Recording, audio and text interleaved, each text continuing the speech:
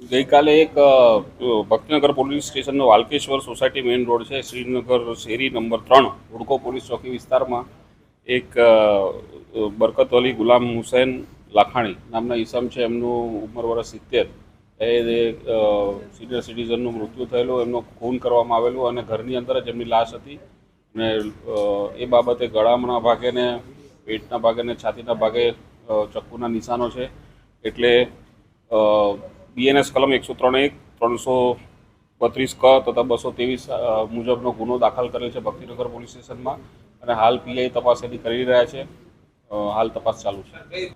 હાલ તો police investigation કરી રહી છે અલગ અલગ એંગલથી, અને એમાં કોઈ ક્લુ મળશે કે હિન્ટ મળશે તો એ દિશામાં તપાસ કરવામાં આવશે અને તમામ પ્રકારના પ્રયત્નો કરવામાં આવશે જેથી ગુનો ડિટેક્ટ થાય.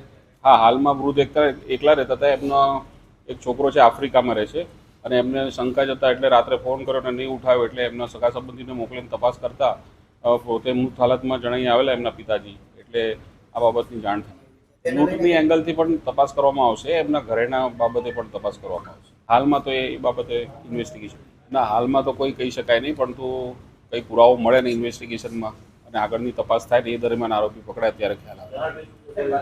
જાણ ભેદું તો હશે જેવું માની લેવામાં આવે છે, પણ હવે કોણ હશે એ બાબતે તપાસ. બનાવ અંદાજે ગઈકાલના બપોરથી સાંજના ટાઈમ દરમિયાન બનેલાનું જણાઈ આવેલ છે.